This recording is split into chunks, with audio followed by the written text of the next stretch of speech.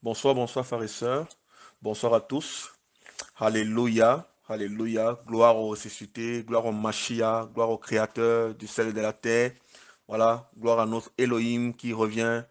Gloire à notre Elohim qui revient rapidement. Gloire à notre Elohim qui préserve la terre, qui protège la terre, qui nous garde. Voilà, qui nous fortifie tous les jours. Voilà, merci en tout cas. Merci en tout cas au Seigneur Yahushua Hamashiach. J'espère que vous allez bien. J'espère que nous allons tous bien par la grâce du Seigneur Yahushua Hamashiach.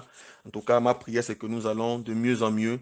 Voilà, dans ces temps qui sont les derniers, nous avons besoin de nous encourager, nous avons besoin de nous fortifier, nous avons besoin vraiment des uns des autres, de se soutenir la main, de prier les uns pour les autres, de se tenir la main.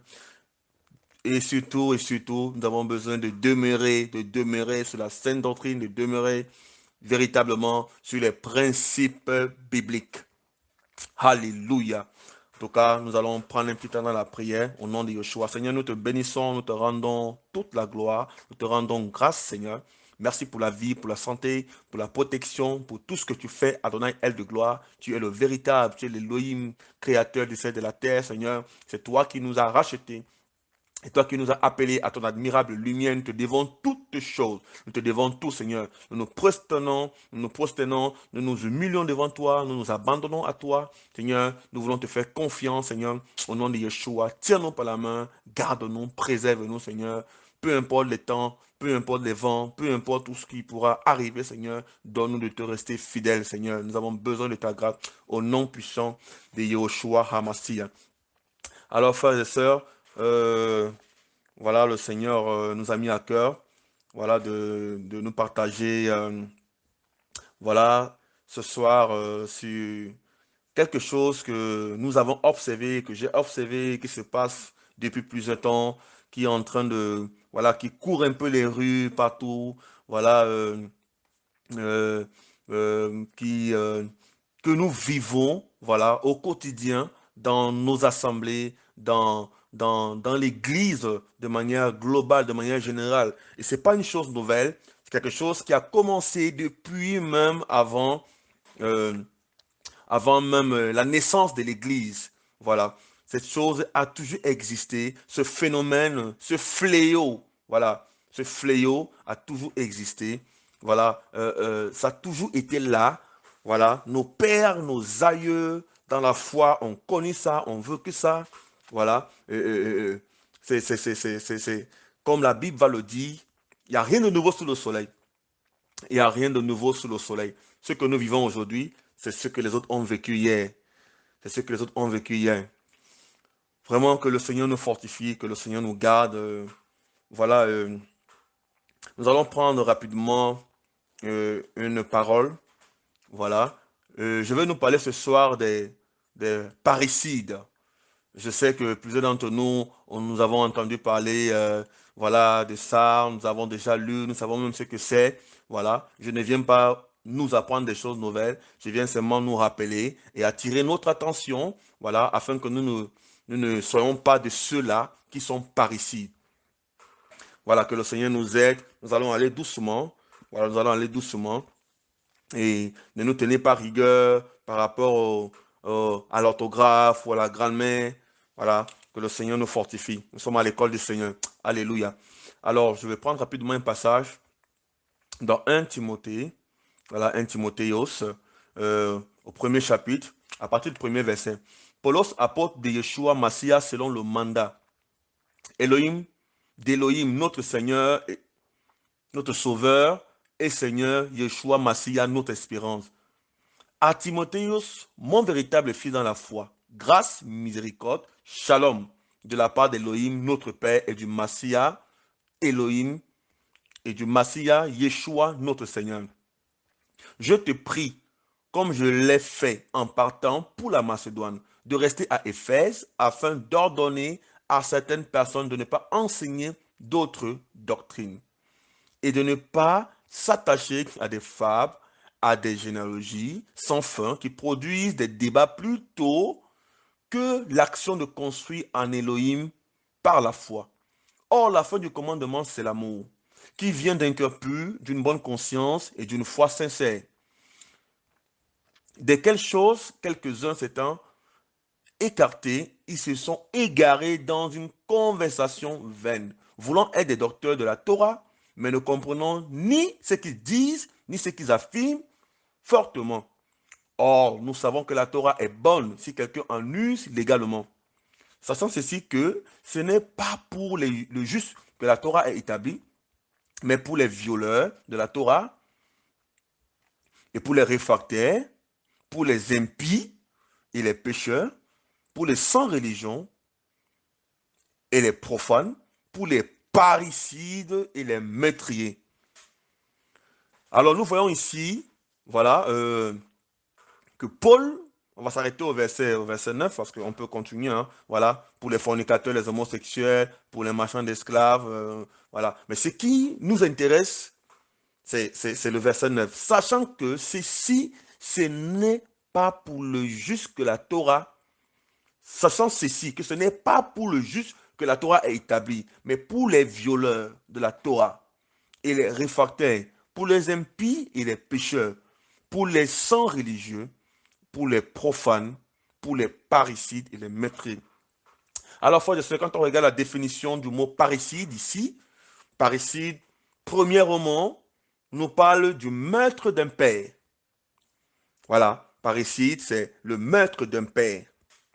Et par extension, parricide veut également dire meurtre d'un proche parent, notamment la mère, la sœur, le frère. Paulos ici était en train d'attirer l'attention de Timothéos sur des événements qu'il va rencontrer durant l'exercice, voilà, de son ministère, l'exercice de sa tâche quotidienne au sein de l'assemblée locale certainement, au sein de son ministère, au sein des églises là où il partira. Mais précisément ici, Paulos attirer l'attention de Timothéos, certainement puisqu'il dit, voilà, je te prie, comme je l'ai fait en partant de la Macédoine, de rester à Éphèse. Donc ici, nous pensons que Paulos était en train d'encourager Timothéos véritablement à rester à Éphèse et à travailler, voilà, afin que l'œuvre, voilà, puisse véritablement s'asseoir, l'œuvre puisse véritablement se répandre, que l'œuvre puisse véritablement s'enraciner. Donc, il fallait vraiment un travail de profondeur. Alors, mais Paulos ici est en train de donner des conseils à son fils. De donner des conseils à son fils, de ne pas marcher avec les méchants, avec les impies, avec les parricides, avec les meurtriers. Frères et sœurs, comme je le disais tantôt, parricide, dans son sens premier, voilà, sa définition première, c'est le maître d'un père. D'accord? Par extension, nous pouvons également parler du maître d'un proche parent. D'accord? Proche parent, on peut voir ici la mère, on peut voir ici la sœur, on peut voir ici le frère. Et dans toute l'histoire de la Bible, depuis le commencement, depuis la Genèse, voilà, jusqu'à la naissance de l'Église et même dans les épîtres, nous pouvons voir des comportements, voilà, de tels comportements des personnes agies de la sorte. Des personnes agies de la sorte. Et sous la loi, il était interdit de tuer. Le Seigneur va le dire dans Exode là-bas, tu n'assassineras pas, tu ne tueras pas. Il avait l'interdiction formelle. Et celui qui commettait un meurtre, automatiquement était lapidé, automatiquement était écarté, d'accord, de la cité, automatiquement devrait certainement s'enfuir pour aller s'y réfugier dans une ville qui avait été créée pour la circonstance. Donc il était interdit catégoriquement de tuer, d'enlever la vie de quelqu'un, d'ôter la vie à quelqu'un. Frères et sœurs, vous allez me dire que oui, aujourd'hui, beaucoup ont cette loi morale dans les têtes, notamment tu ne tueras pas, tu ne dois pas verser le sang. Beaucoup le savent. Alors vous allez certainement me dire que mais pourquoi tu parles de parricide aujourd'hui, étant donné qu'on ne verse plus le sang. Mais j'aimerais simplement nous dire, frères et sœurs, j'aimerais simplement nous dire que oui, il y a toujours des parricides aujourd'hui. On l'a vu avec certains prédicateurs hommes puissants de réveil que le Seigneur a envoyés. Les proches collaborateurs les ont enlevé la vie, les ont ôté la vie. Soit en les empoisonnant le micro, soit en les donnant des breuvages, voilà, que ces personnes n'ont pas veillé, soit en les offrant des cadeaux, voilà, des cadeaux empoisonnés. Donc ça a toujours existé, ça existe toujours. Et aujourd'hui, frères et sœurs, on va prendre une histoire. On va prendre une histoire. Déjà pour... on va aller dans le livre de Marc. Voilà, merci Seigneur. On va aller dans le livre de Marc. Nous connaissons tous l'histoire. Pourquoi que le Seigneur soit béni. Merci Seigneur pour ta grâce. Merci Seigneur pour tout ce que tu fais. Au nom puissant de Yeshua. Voilà, Marc 14. Marc 14. Marc 14, Marcos 14, à partir du verset 10. Voilà. Et Yehuda Iscariote, l'un des 12, alla vers les principaux prêtres pour le livrer. Et l'ayant entendu, il fut dans la joie et promit de lui donner de l'argent. Et Yehuda cherchait une occasion favorable pour le livrer. Ici, même Yeshua a vécu cela, frères et sœurs. Même Yeshua a vécu cela. Yehuda, qui était l'un des 12, d'accord, l'a livré auprès des souverains sacrificateurs. Et allait livrer le maître, livrer son père, notre père. Il allait livrer le maître. N'oublions pas ici que Yeshua, non seulement est le père de tous, mais également ici était, pour ses disciples en ce moment-là, d'accord, le père dans la foi. Parce qu'il les a initiés dans les voies, il les a montrés, il les a enseigné des choses. Il les a montré comment est-ce qu'ils devaient marcher durant son ministère terrestre. Il a vécu avec eux, il a mangé avec eux, il les a enseigné la parole. Ils étaient tout le temps auprès de lui, ils ont vécu avec lui, ils ont vu l'exemple, ils ont vu Yeshua accomplir des signes, des prodiges, des miracles. Ils ont vu Yeshua dans le temps de prière, le temps de partage, d'enseignement. Ils ont été au pied du maître. Ils ont été au pied du maître pendant plusieurs années, plusieurs mois, plusieurs jours. Et le maître ne faisait que les transmettre la vie au quotidien. Mais ici, nous voyons Yehuda animé d'un esprit autre que celui d'Élohim et allait trahir son père, allait trahir le maître, allait le livrer, livrer pour qu'il soit tué.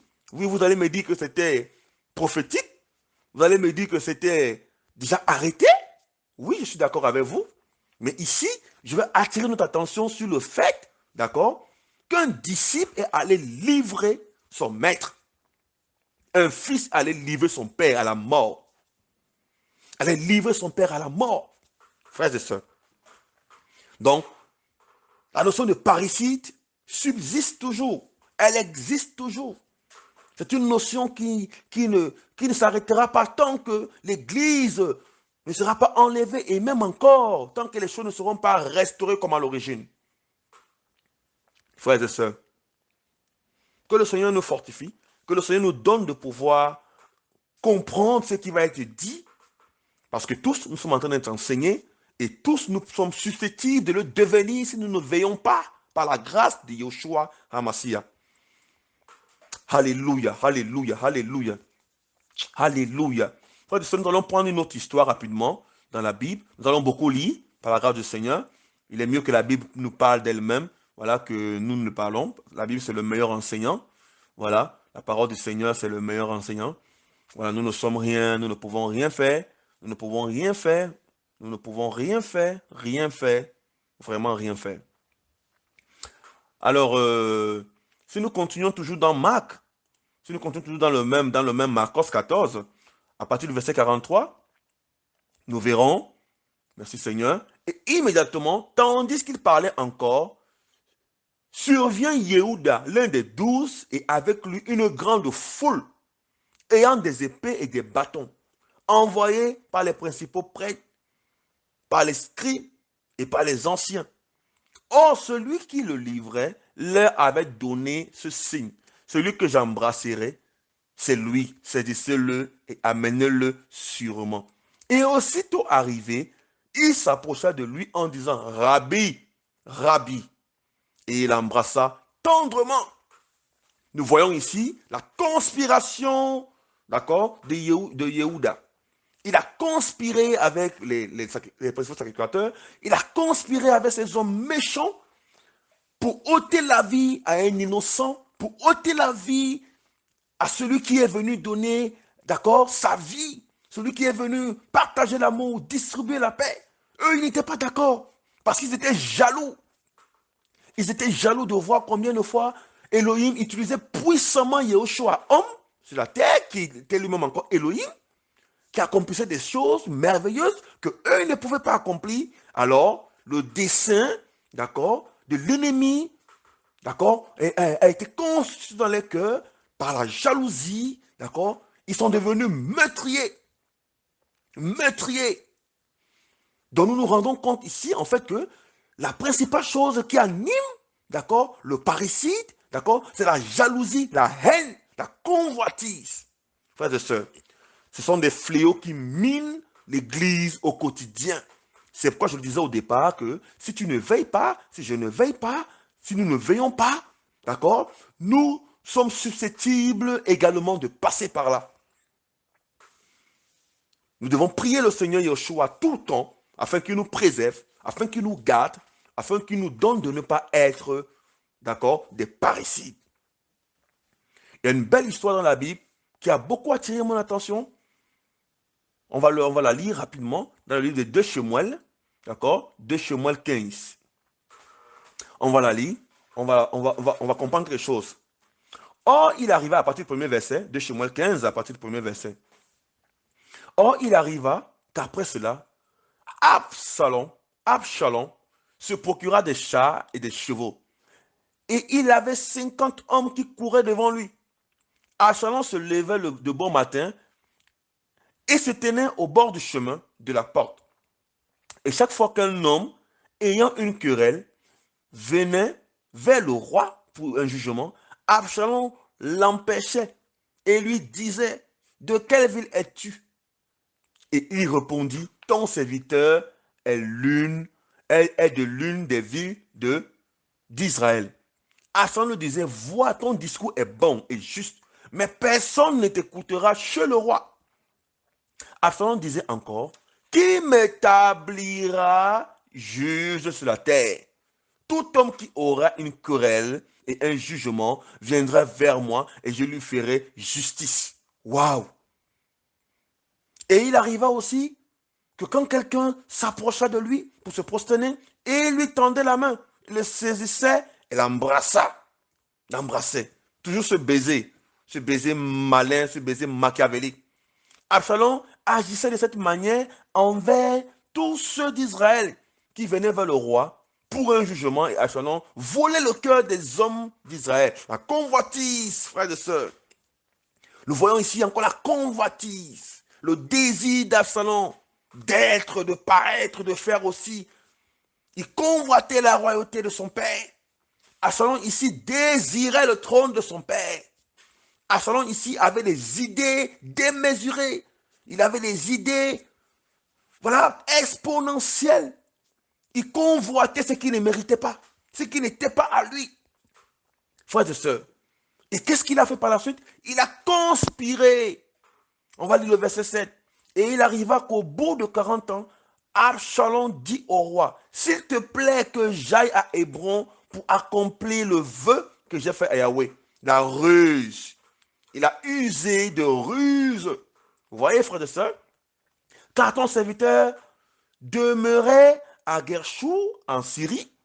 Il fit un vœu en disant: si Yahweh me ramène, s'il me ramène à Jérusalem, je servirai Yahweh. Et le roi lui répondit: va en paix, va en paix. Et Absalom se leva et s'en alla à Hébron. Absalom envoya des espions dans toutes les tribus pour dire: aussitôt que vous entendrez le son du chauffard, vous direz: Absalom est établi roi à Hébron. Vous voyez ça, frères et sœurs? La conspiration d'Absalom. Il s'est autoproclamé roi. Il s'est autoproclamé roi. Verset 11. 200 hommes de Jérusalem qui arrivaient étaient invités, s'en allaient avec Absalom. Ils allaient en leur intégrité, ne sachant rien. Effectivement, il avait su gagner leur cœur par sa ruse. Et vous savez que malheureusement, la Bible va le dire, Paulos va le dire, dans les derniers jours, les gens auront la démonstration d'entendre des choses agréables. Quand vous leur dites ce qui les plaît, qu'est-ce qu'ils font? Ils se rallient à votre cause, naïvement. Naïvement. Ils ont même plus la vérité. Il suffit de leur dire des choses qui vont chatouiller les oreilles. Ils sont d'accord. Ils vous suivront. Et c'est ça, malheureusement. Ils ont suivi Absalom. D'accord. Ils allaient en leur intégrité. Parce qu'ils ne savaient pas qu'est-ce que Absalom préparait derrière. Pendant qu'Absalom offrait des sacrifices, il envoya chercher dans la ville de Gilo Achitopel, le Gionite, conseiller de David. Il se forma une puissante conspiration. Oui, parce que le peuple était de plus en plus nombreux auprès d'Absalom. Il a pris le temps pour préparer son coup. Il a pris le temps. Il a observé ce que le peuple aime. Il a vu les plaintes du peuple. Il rendait des jugements iniques, des jugements tordus. Même si quelqu'un n'avait pas raison, voilà, il disait tu as raison. Même si quelqu'un avait tort, il disait à la personne non, tu as raison. Quand la personne n'avait pas raison, voilà, en fait, il était là justement pour plaire au peuple. Il faisait tout pour plaire au peuple. Il n'était pas dans la droiture du Seigneur. Au point où Absalom, d'accord, s'est levé et il allait marcher contre son père. Et nous voyons ici que, par la suite, le roi David, qu'est-ce qu'il a fait? Il a fui. Parce qu'il ne voulait pas justement, d'accord, laisser tout le peuple mourir au tranchant de l'épée d'Absalom. La Bible va le dire dans le verset 16. Le roi sortit et toute sa maison le suivait. Mais le roi laissa 10 femmes, des concubines, pour garder la maison. Le roi sortit et tout le peuple le suivait. Et il s'arrêtait à Beth-Mekak. Vous voyez, frères et sœurs, le roi, justement, ne voulait pas. Il savait que là où son fils était là, il était prêt à tout. Il était prêt à tout. Voilà un parricide. Voilà quelqu'un qui s'est levé avec un dessein meurtrier, avec un dessein machiavéliste, avec un dessein, d'accord, de cruauté, venir éliminer son père, tuer ses frères, tout le monde. Et d'ailleurs, nous savons bien que Absalom était animé d'un esprit de vengeance ici. Parce que plus haut, quand on lit plus haut, hein, sa sœur avait été violée par son frère. Et il a fait comme si rien n'était, d'accord? Il a encore organisé une conspiration comme d'habitude. Il a convié ses frères, d'accord? Et il les a égayés par le vin. Et lorsque, voilà, son frère était saoul de vin, il a ordonné à ses serviteurs de le tuer et il s'est enfui. Absalom avait déjà le sang dans les mains. C'est un parricide. Voilà un parricide, tout craché. Frères et sœurs, voilà un homme qui avait des desseins de devenir roi alors que la royauté ne lui était pas destinée. Frères et sœurs, la royauté ne lui était pas destinée. C'est terrible, frères et sœurs. Comment est-ce que Absalom, qui avait tout ce que son père avait, son père ne lui cachait rien, son père lui disait tout. Parce que David instruisait ses enfants dans les voies du Seigneur. Il instruisait ses enfants. Nous pouvons le voir avec le roi Salomon, parce que Salomon va dire, j'étais un fils auprès de mon père. Avec que David prenait le temps d'instruire ses enfants dans les voies de Yahweh. Absalom, qu'est-ce qu'il a fait? Il est venu, il s'est autoproclamé roi. Qu'est-ce qu'il a fait? Il a couché avec les femmes de son père. Voilà un comportement parricide. Voilà un parricide. Il s'est accaparé les biens de son père. Son but était de venir éliminer son père, tuer son père. D'ailleurs, c'est ce qu'il a fait. Parce qu'en venant chasser son père du royaume, du trône, en prenant la place de son père, c'est ça en fait. C'est ça en fait. Vous voyez? C'est terrible, frères et sœurs. C'est terrible. C'est terrible, frères et sœurs. Je nous assure. C'est terrible. Aujourd'hui, les personnes vont être ensemble. Le Seigneur va permettre que certaines personnes, des aînés, forment les moins jeunes, les plus jeunes.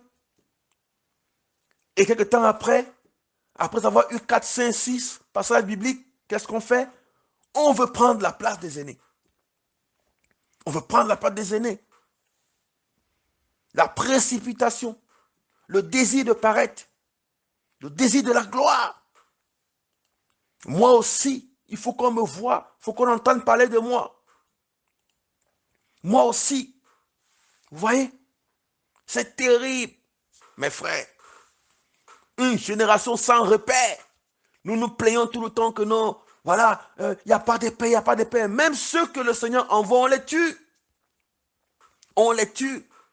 Une génération qui a le sang dans les mains, plus qu'aucune génération. Une génération de meurtriers, d'assassins, d'assassins.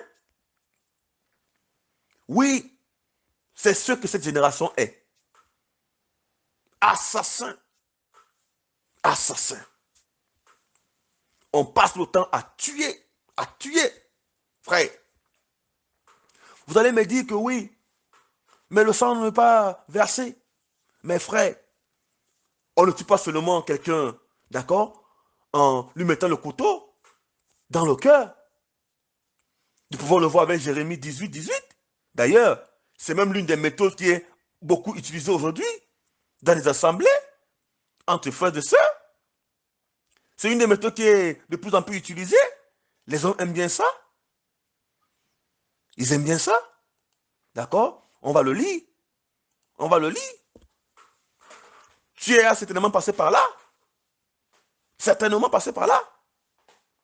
C'est pourquoi il faut la repentance, frères et sœurs. Jérémie 18, 18. Jérémie va dire, Jérémia, il va dire, et ils ont dit, venez, formons un complot. Toujours, toujours la conspiration, le complot. Les parricides, d'accord? Ils préparent bien les plans. Ils s'organisent. Ils se préparent. Ils s'organisent. Ils planifient bien les choses. Formons un complot contre Jérémia, contre, car la Torah ne périra pas chez le prêtre, ni le conseil chez le sage, ni la parole chez le prophète. Venez et tuons-le avec la langue. Avec la langue. Oh oui, c'est ça, aujourd'hui. Autrefois, d'accord, sur l'ancienne alliance, on voyait le sang qui était versé, physiquement. Aujourd'hui, les maîtres aujourd'hui, d'accord, c'est à travers la langue. La langue, la langue, la langue, les critiques, les murmures, les calomnies. Une génération de calomniateurs, de murmureurs. Une génération de personnes qui aiment critiquer comme pas possible. Ah, tu as vu tel? Ah, tu as vu ça? Tu as vu ce que la soeur a apporté? Tu as vu comment le frère là, il a parlé? Tu as vu ses erreurs là? Tu as vu ce qu'il a fait? Tu as vu? Jamais moi. Toujours l'autre, toujours l'autre, l'autre. Jamais on ne se remet en cause. Une génération de meurtriers. Nous tuons nos frères dans nos cœurs. La haine, c'est quoi? C'est le maître. C'est le maître. Quand tu hais ton frère, qu'est-ce qui s'ensuit après? C'est le maître. En haïssant quelqu'un, tu le tues dans ton cœur. Tu le tues. Tu fais comme s'il n'existait même pas. Parce qu'il t'a faudé du tort, alors, je l'ignore. Je ne le gère plus, comme on dit. C'est ça, le maître. Nous sommes des maîtriers. Cette génération, nous avons besoin de la grâce du Seigneur, frères et sœurs. Nous avons besoin de la grâce du Seigneur, de nous repentir et de sortir de là. De sortir de là, frères et sœurs. Qu'est-ce que Jacques nous dit par rapport à la langue? Merci Seigneur. Qu'est-ce que Jacques nous dit par rapport à la langue? Tu vas me dire que non, j'étais seulement fâché, j'ai seulement parlé. Non, non, non, non, non, non, non. Non, non, non, non. La Bible va dire dans Jacques 3, à partir du verset 5. De même aussi, la langue est un petit membre et elle se vante de grandes choses. Voyez quel petit feu embrase une grande forêt. La langue aussi est un feu. Waouh! Le Seigneur a tout écrit. Tout est dans la parole. C'est le monde de l'injustice. Aussi la langue est placée parmi nos membres, souillant tout le corps et enflammant la roue de la vie. Waouh! Étant elle-même enflammée par la gérène. C'est fort, hein? C'est fort, mon frère, ma soeur. C'est terrible. C'est terrible. C'est terrible. Nous avons besoin de la grâce du Seigneur. Jacques nous dit que la langue, d'accord? Jacques nous dit, on va le relire. Peut-être que tu n'as pas bien compris. La langue, aussi est un feu. Et quel est le but du feu? Il est venu brûler. Et quand on brûle, qu'est-ce qui va rester? C'est la cendre. Donc la langue également est là pour tuer. Aujourd'hui, nous nous rendons compte, d'accord? Les meurtres ne se font plus physiquement, certainement. Encore qu'on ne l'exclut pas cela, parce que je le disais au départ, il y a pas mal de prédicateurs qui sont tués par leurs collaborateurs, par des empoisonnements, à travers beaucoup de choses. Mais ici, nous allons nous accentuer sur la langue. La langue, la langue, la langue, la langue, la langue, la langue. Verset 8. Mais aucun humain ne peut dompter la langue. C'est un mal qui ne peut être connu. Elle est pleine d'un venin mortel. Waouh! C'est terrible ça. Donc, nous pouvons empoisonner nos frères à travers la langue. Nous pouvons empoisonner, d'accord, nos pères dans la foi, nos aînés, à travers la langue. Nous pouvons empoisonner les fois qui nous enseignent la parole à travers la langue. Ceux qui nous ont montré les voies du Seigneur à travers la langue. Même nos parents dans la chair, nous les empoisonnons à travers la langue. Donc la langue est un élément dangereux. Dangereux, frères et sœurs. Dangereux, frères et sœurs. Combien de fois tu t'es retrouvé, nous nous sommes retrouvés dans les critiques, dans les murmures, en train de critiquer quelqu'un, en train de murmurer, en train de dire des choses méchantes. Donc, quelque part, un jour, que nous le voulions ou non, d'accord, si nous nous sommes retrouvés dans cette situation, nous avons été meurtriers pendant ce moment-là. Gloire soit rendue au Seigneur pour tous ceux qui se sont repentis et pour ceux qui ne sont pas encore repentis, il est temps, d'accord, si vous m'entendez ce soir, hein, ou selon le moment que vous allez écouter cet enseignement, d'accord, cette exhortation, de revenir au Seigneur, de se repentir et de renoncer à ces choses-là, frères et sœurs. Nous savons combien de fois la langue peut détruire. Y a-t-il pas un dicton qui peut dire la langue consume 1000 étages? Pourquoi c'est elle? Pourquoi pas moi? Oh non, il faudrait que moi aussi je prêche. Il faudrait que moi aussi je parle. Il faudrait que moi aussi je fasse ceci. La conspiration. Des gens se lèvent de nulle part, on ne les connaît pas. Ils viennent. On ne les connaît ni d'Adam ni d'Ève. Ils viennent. D'accord? Mais ils savent que, en nous donnant un peu d'honneur, en nous donnant un peu de position, d'accord, nous allons nous rallier à la cause, comme ce fut le cas des hommes qui ont suivi Absalom. Parce qu'Absalom leur disait ce qu'ils voulaient entendre. Parce que tu as une soeur, par exemple, aujourd'hui, ou un frère, le Seigneur peut t'utiliser quelquefois, des fois, à dire certaines choses de la part du Seigneur.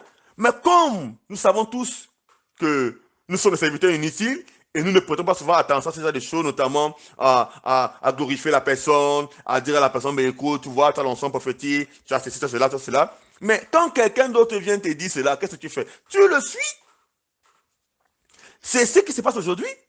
Beaucoup, parce qu'ils sont, d'accord, ils sont aux aguets, ils sont à la quête du ministère, à la quête des positionnements. Qu'est-ce qu'ils font? Ils suivent les jeunes, d'accord, qui viennent de nulle part, qu'on ne connaît ni d'Adam ni d'Ève, d'accord, parce que ces jeunes leur disent des choses intéressantes.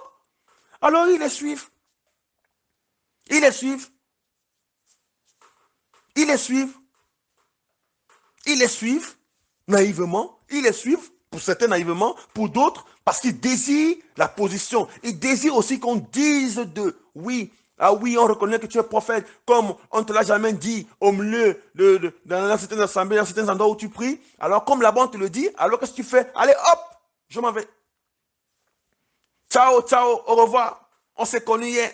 Et quand je m'en vais là-bas, qu'est-ce que je fais? Je vais révéler, d'accord, les manquements des autres. Des erreurs peut-être que j'ai vécues avec les autres. Hein? Je vais là-bas révéler ça. Je vais là-bas dire toutes ces choses.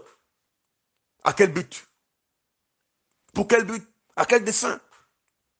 Frères et sœurs, examine-toi, revois tes motivations. Revois tes motivations.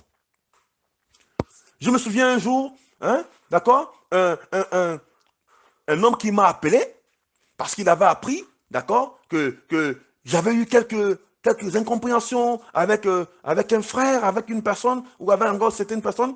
Et cet homme m'appelle pour me dire, non, écoute, tu sais quand même que tu as travaillé, il faut venir, moi je vais quand même écouter, il faut qu'on en parle.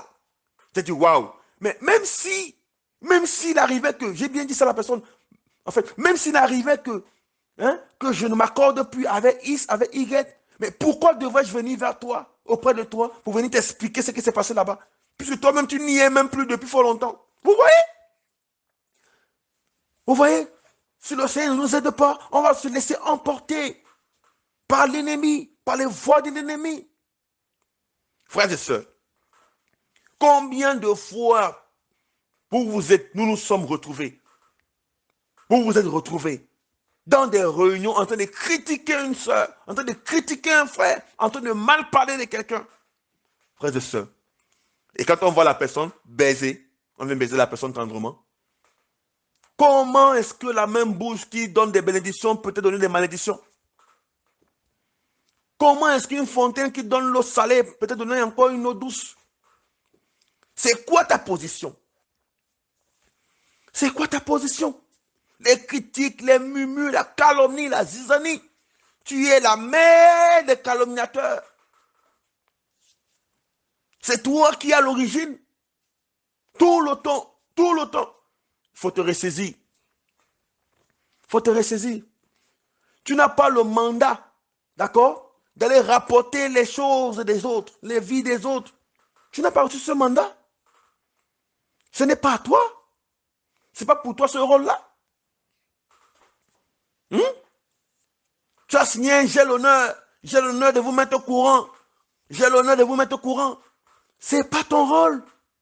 Ressaisis-toi, mon frère. Ressaisis-toi, ma soeur. Yeshua est à la porte. Yeshua est à la porte. On n'a plus des comportements dignes de ce nom. Que même si un aîné s'est méconduit, que nous sachions comment est-ce qu'il faut aller pour lui parler. Moi, je me pose souvent la question comment, en fait, c'est quelque chose qui m'a toujours taraudé l'esprit, frères et sœurs. Je vois des jeunes, je vois des personnes, d'accord, qui se lèvent, qui parlent, hein, aux hommes qui peuvent même te mettre au monde, qui peuvent t'accoucher. Hein, qui se lèvent, qui parlent à un aîné, qui peut avoir l'âge de notre père, ou à un aîné qui peut avoir l'âge de notre mère. On parle à cette personne avec mépris, dédain, soi-disant parce que nous avons la parole, nous avons la connaissance. Frères et sœurs, n'avons-nous pas vu David, lorsqu'il avait même la possibilité d'enlever la vie à Saul, il a dit non, non, non, je ne le ferai pas. Que le Seigneur s'en occupe. On va le lire, on va le lire. On va le lire, frères et sœurs. Je ne veux pas inventer les choses. Je ne veux pas dire des choses, voilà, on va me dire que c'est écrit où, c'est écrit où. On va le lire, nous avons bien prouvé des choses à travers la parole. Voilà. Il est important de laisser la parole parler. Au nom de Yeshua, que le Seigneur soit béni. 1 Shemuel 24, à partir du premier verset. Puis David monta de là, demeura dans les lieux forts d'En-Gedi. D'accord? Et il arriva que quand Shaoul fut revenu de la poursuite des Philistins, on lui fit ce rapport en disant, voilà David dans le désert d'En-Gedi. Alors Shaoul prit 3000 hommes sélectionnés sur tout Israël et s'en alla chercher David et ses hommes jusque sur le rocher des chèvres de montagne. Shaoul arriva aux bergeries de brebis qui étaient près du chemin, où il y avait une caverne dans laquelle il entra pour se couvrir les pieds. David et ses hommes se tenaient au fond de la caverne. Les hommes de David lui disent, voici le jour où Yahweh te dit, je te livre ton ennemi entre tes mains, afin que tu le traites comme cela paraîtra bon à tes yeux. David se leva et coupa tout doucement la frange de la robe de Shaoul. Et il arriva après cela que le cœur de David battit parce qu'il avait coupé la frange de Shaoul. Et il dit à ses hommes, que Yahweh me garde de commettre une telle action contre mon Seigneur, alléluia, le Mashiach de Yahweh, en mettant ma main sur lui, car il est le Mashiach de Yahweh. Ainsi David détourna ses hommes par ses paroles et ne les permit pas de se lever contre Shaoul. Puis Shaoul se leva de la caverne et poursuivit son chemin. Frères et sœurs, nous voyons ici que David avait eu plusieurs fois la possibilité, quand on lit toute l'histoire. Il avait eu plusieurs fois. Là, il a coupé la frange de la robe. Plus loin, il va prendre la lance pour montrer à Shaoul que oui, je pouvais te tuer, mais je ne l'ai pas fait. Je ne l'ai pas fait. Voilà un bel exemple ici. Shaoul, qui était toujours roi, physiquement, quoi qu'il avait été rejeté par Yahweh. David, qui avait été oint pour lui remplacer, pour le remplacer, d'accord? Quoi qu'il eût la possibilité de lui enlever la vie, de lui ôter la vie, il a dit non, non, je ne le ferai pas. Je ne le ferai pas. Je ne le ferai pas. Aujourd'hui, frères et sœurs, comprenons bien, je ne suis pas ici en train de dire que si un aîné s'est mal comporté, il faut l'acclamer. Non, je nous montre ici l'attitude. Je veux attirer notre attention sur le comportement que nous pouvons avoir. Le respect. J'attire notre attention sur le respect. Il pouvait dégainer que enfin, vas-y, meurs. Mais il ne l'a pas fait. Au contraire, il dit que le Seigneur m'en préserve. Je ne lèverai pas ma main sur lui. Parce que David, il avait la considération pour Shaoul qui était en même temps son père. Parce que David n'était qu'un jeune homme devant Shaoul. David n'a pas levé la main sur Shaoul. Mais aujourd'hui, qu'est-ce qu'on voit? Et pourtant, Shaoul avait commis beaucoup d'erreurs. Il n'était même pas recommandable. Mais il était toujours roi, malheureusement. Et David devait l'accepter ainsi, jusqu'à ce que le Seigneur en décide autrement. Mais aujourd'hui, qu'est-ce qu'on voit? Qu'est-ce qu'on voit? Qu'est-ce qu'on vit? Qu'est-ce qu'on vit? Parce qu'un jeune nous a, un aîné, autant pour moi, t'a repris et t'a interpellé, a attiré ton attention sur un comportement, sur une chose qui n'est pas décente, qu'est-ce que tu en fais? On profite de ses erreurs, on profite de ses manquements, peut-être de son attitude, pour lui manquer de respect, pour lui dire des choses qu'on ne peut même pas dire à notre Père qui nous a mis au monde. Parce que, comme on porte tous les sandales, tout le monde s'habille en chemise, on a la possibilité de tenir une Bible à la main, de décortiquer 1, 2, 3 versets, on manque de respect. Parricide.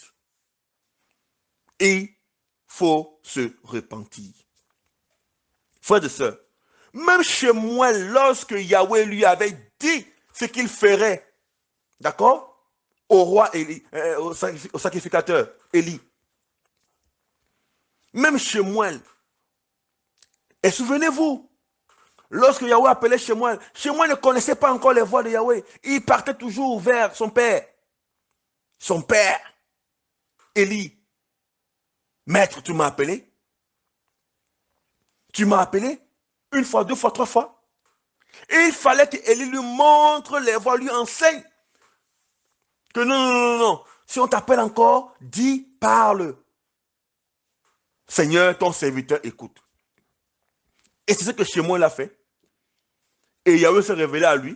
Il lui a dit tout ce qu'il devait accomplir, d'accord, dans la maison d'Élie, à cause des abominations des fils d'Élie, d'accord, qui profanaient le tabernacle et voilà, et l'adoration du Seigneur, en un mot. Mais la Bible va nous dire que chez moi, quand il s'est réveillé le matin, il n'a pas couru à aller dire, Yahweh a dit qu'il va te tuer. Yahweh a dit qu'il va te... Non, c'est pas ce qu'il a fait. C'est pas ce qu'il a fait. C'est Élie qui l'appelle, mon enfant. Mon enfant. Mon enfant. C'est Élie qui l'appelle. C'est Élie qui l'appelle. Qu'est-ce que le Seigneur t'a dit? Ne me le cache pas. Mais chez moi, il pouvait aussi te courir.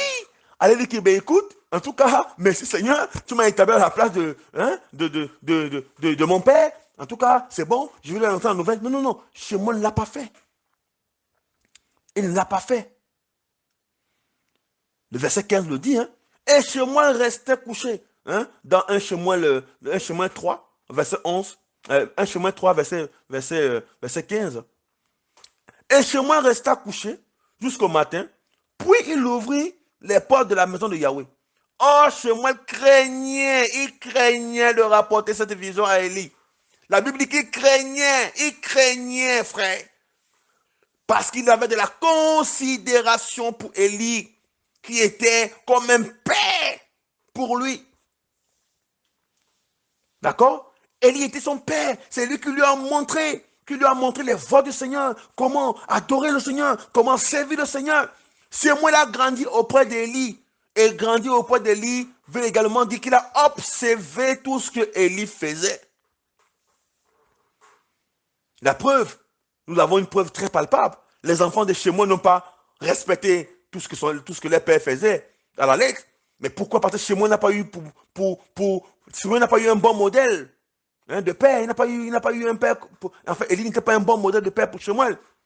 Donc, il n'a pas également su certainement, hein, on peut se dire qu'il n'a pas su certainement transmettre les mêmes valeurs, les bonnes valeurs à ses enfants parce qu'il a copié aussi de ce qu'il y avait aussi de pas très correct chez Élie. Frère, mais regardons l'attitude de Shemuel. La Bible dit qu'il craignait de rapporter la vision. Pourtant, il pouvait se lever que, waouh, le Seigneur m'a parlé aussi. Waouh, le Seigneur me parle aussi. Il ne l'a pas fait. Il ne l'a pas fait. Hein? Mais aujourd'hui, qu'est-ce qu'on entend? Parce que quelqu'un dort, il reçoit une prophétie, il reçoit un songe. Parfois même qu'il interprète mal. Qu'est-ce qu'il fait? Il court dans toutes les rues. Il va dire, il va. Et c'est comme ça que, d'accord, dans ce qu'il va dire, hein, il y aura même beaucoup de mensonges dans ce qu'il raconte. Et ça donne quoi par la suite? La mort. La mort. Sans s'en rendre compte, nous participons au meurtre. Au meurtre par la langue. On tue les pères, on tue les frères, on tue les sœurs. Parricide. Toutes les fois que tu as colporté contre quelqu'un, que tu as calomnié contre quelqu'un, que tu as dit du mensonge contre quelqu'un, qui t'a enseigné la parole, contre ton père même biologique, mais tu t'es comporté comme un parricide. Ne cherche pas loin, matin, midi, soir, que c'est quoi le parricide? Non, c'est ça là. Ne va pas loin, c'est ça. Avec le petit français que le Seigneur nous donne là, c'est ça, parricide, c'est ça. Tout simplement. Frères et sœurs, David avait la connaissance du passage de Exode 20, verset 13. Il avait cette connaissance, tu ne tueras point, tu n'assassineras pas. C'est pourquoi il ne pouvait pas se permettre de mettre la main sur Shaoul. Il avait cette connaissance. Il avait cette connaissance. Il avait cette connaissance. Il a dit, il ne m'est pas permis à moi de mettre la main sur lui. Mieux le Seigneur lui-même gère ça. Ça a commencé avec le Seigneur, que ça finisse avec le Seigneur. Je ne suis pas ici en train de lever un homme. Je ne suis pas ici en train de dire que non, on ne peut pas observer également, d'accord, des erreurs, ou bien, voilà, dans la vie de certains aînés. C'est pas ce que je dis. Je nous parle de la considération, quand bien même on observerait, d'accord, des erreurs, ou encore même ce que tu veux, ce que nous voulons dans la vie d'un aîné. Et l'attitude que nous devions avoir. Moi, je me souviens, personnellement, par la grâce du Seigneur, lorsque j'étais, j'ai eu, dans ma marche chrétienne, une ou deux fois, bref, voilà, dans ma marche chrétienne, quelques bugs avec quelques aînés, mais je passais toujours par un aîné pour lui faire savoir à l'autre, que non, voilà, il y a telle chose, parce que je me disais que, mais comment je vais me lever pour aller parler à quelqu'un qui est comme mon père? Je vais commencer même comment? Pour me mettre devant lui, quand lui qui écoute, franchement, voilà ma scène. Non. Non pas que je ne puisse pas le faire. Je ne suis pas ici en train d'instaurer une loi. Je ne suis pas ici en train de dire non, ce qu'il faut faire. Mais frère, c'est juste un conseil. C'est juste un conseil. Vous savez comment est-ce qu'on traitait les parricides dans l'histoire? Quand on rentre dans l'histoire, à Rome, le parricide était condamné à être préalablement fouetté jusqu'au sang. Et puis enfermé dans un sac, hein, de cuir avec un chien, un singe, un coq, une vipère et jeté ainsi dans l'eau. Vous-même dites-moi un peu, quelle imagination ils avaient. Quand quelqu'un tuait son père, voilà comment est-ce qu'il était traité. On le fouettait jusqu'au sang. Et en Égypte, mais ils avaient presque les mêmes pratiques, ces gens. Franchement, c'est horrible. Les Égyptiens enfonçaient des roseaux pointus dans toutes les parties du corps d'un parricide et le jetaient en cet état sur un monceau d'épines où l'on mettait le feu. Voilà le traitement qui était donné à un parricide. Et en France, les parricides étaient condamnés à avoir un point, le point droit coupé et à être rompus vifs sur la roue. On brûlait ensuite le corps, on jetait les cendres au vent. Voilà ce qui était réservé dans l'histoire, d'accord? Avant, c'est comme ça que cela se passait. Mais quand on prend la Bible, qu'est-ce que la Bible nous dit? Les conséquences des actes du parricide. Proverbe 30. On va prendre Proverbe 30. Proverbe 30. Merci Seigneur. Proverbe 30. D'accord? À son verset 7.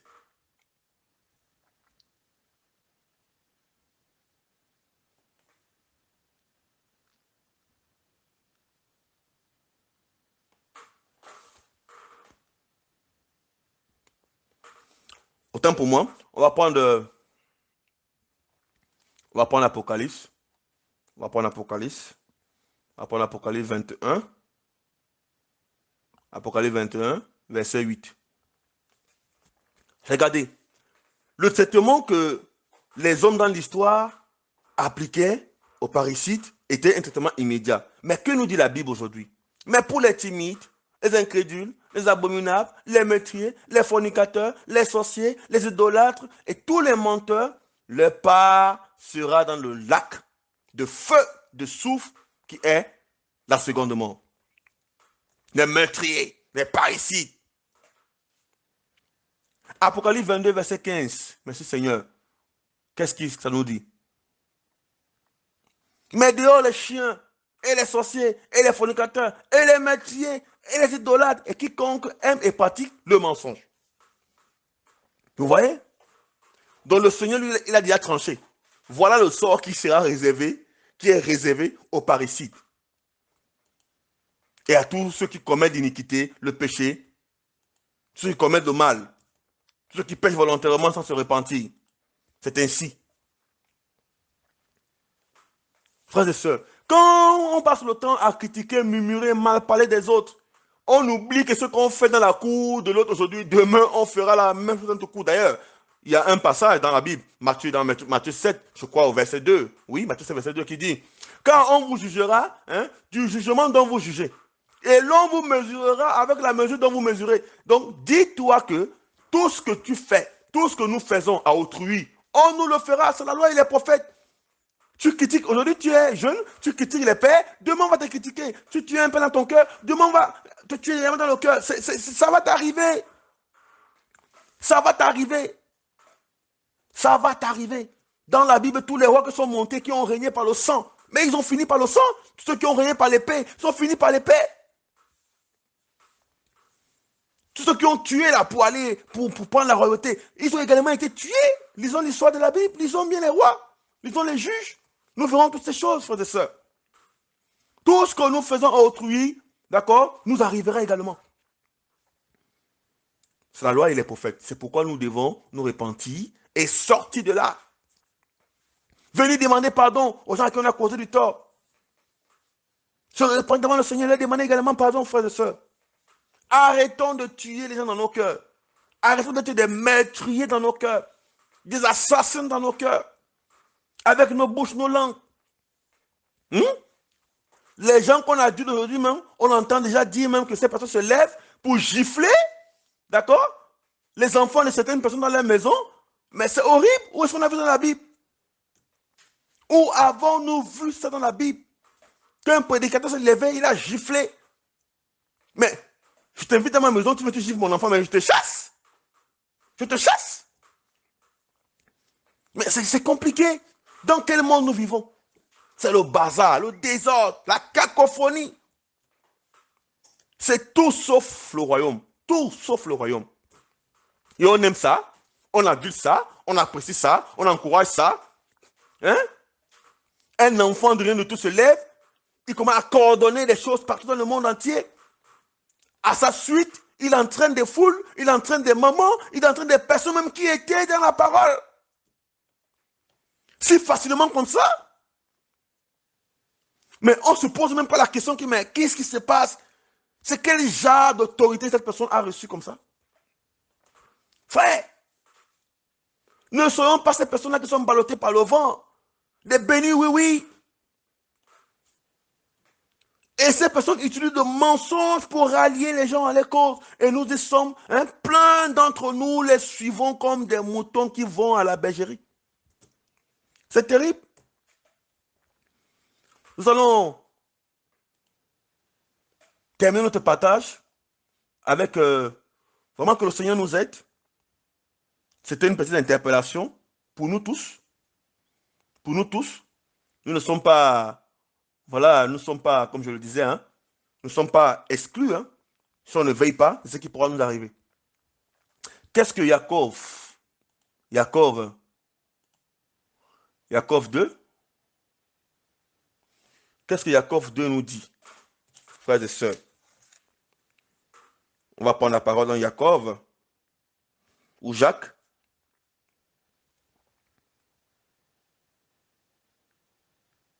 Voilà, c'est Seigneur. Jacques 2, à son verset 11. Car celui qui a dit, tu ne commettras pas d'adultère, a dit aussi, tu n'assassineras pas. Or, si donc tu ne commets pas d'adultère, mais que tu assassines, tu deviens un transgresseur de la Torah. C'est simple, c'est clair. C'est clair et net. Oh non, moi je ne commets pas l'adultère. Oh, je ne fornique pas. Oh, je ne fais pas ça, je ne vole pas l'argent. Mais tu es dans les critiques, dans les murmures. Tu es dans une conspiration de murmureurs, de critiqueurs, de calomniateurs. Mais tu ne vas pas t'en sortir comme ça. Si tu critiques un frère, tu murmures contre un frère, mais ce qui t'attend, d'accord, c'est l'enfer. Les critiques et les murmures sont aussi condamnables que le vol, le mensonge. D'accord? Qu'est-ce que ce proverbe nous dit? Proverbe nous dit quoi?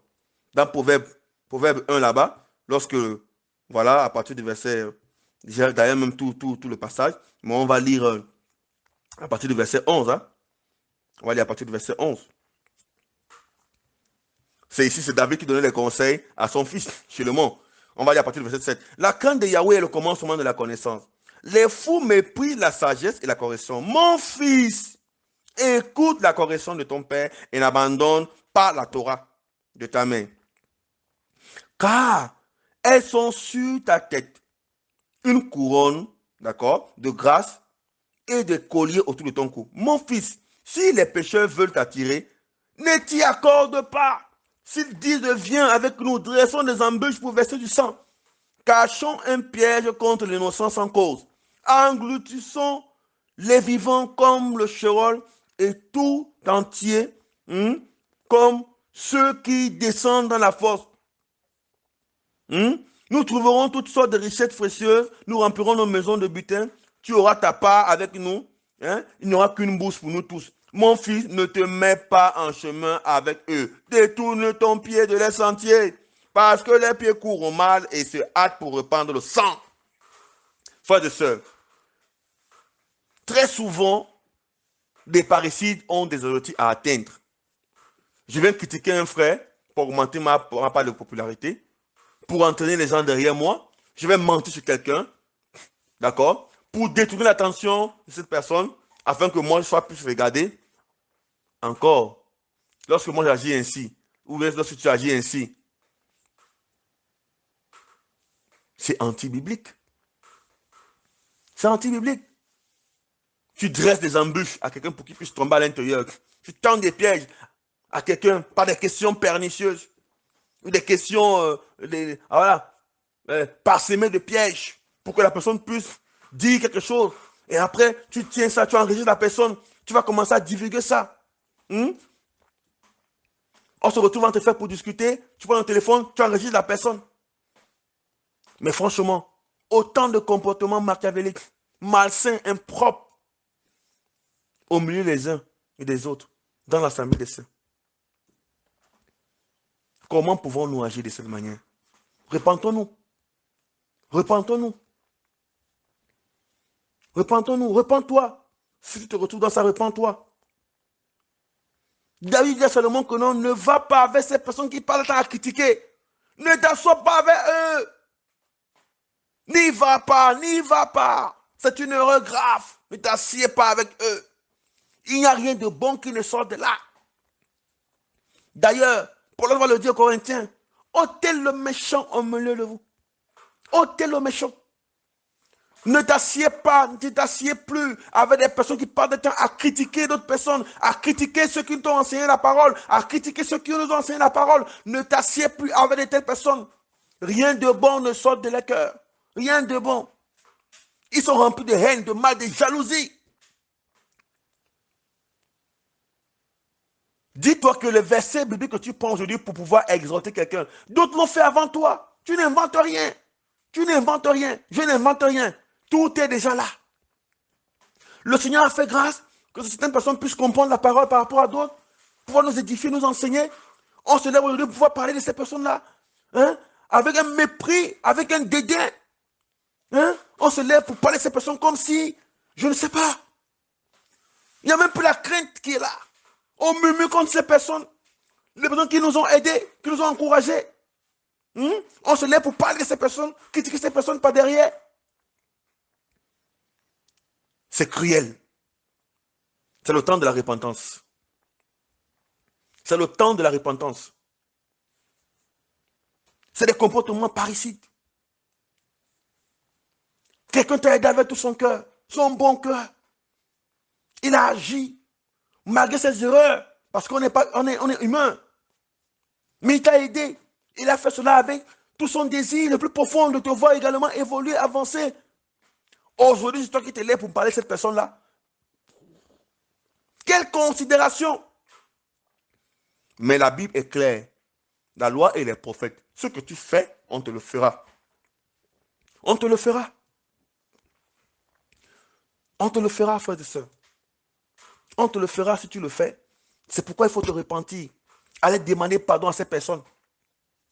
Demandez pardon à ces personnes. Si tu as eu un comportement comme celui-là, il faut aller voir la personne, lui demander pardon. Quitte les murmures, quittons les critiques, quittons les murmures, quittons la zizanie. Ne soyons pas des semeurs de zizanie dans l'assemblée du Seigneur. À cause de nous, l'assemblée du Seigneur est en train d'aller dans tous les sens. Parce que je n'ai pas su contenir certaines choses en moi. Qu'est-ce que je fais? Je commence à vomir le feu, et je tue les gens. Parce que je sors de ma bouche.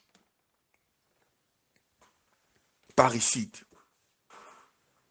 Voilà, que le Seigneur soit béni. C'était une exhortation pour nous encourager à revenir dans les voies du Seigneur. Moi, le premier. Le Seigneur est à la porte, frères et sœurs. Ce n'est pas évident. Tenons ferme, accrochons-nous. Ne nous mêlons pas avec ceux qui critiquent, ceux qui calomnient l'œuvre du Seigneur. Voilà. Inspirons-nous du modèle que le Seigneur nous a donné dans la parole. D'accord? Autour de nous également, nous avons des frères et sœurs, des hommes que le Seigneur a appelés, qui sont authentiques, qui sont vrais.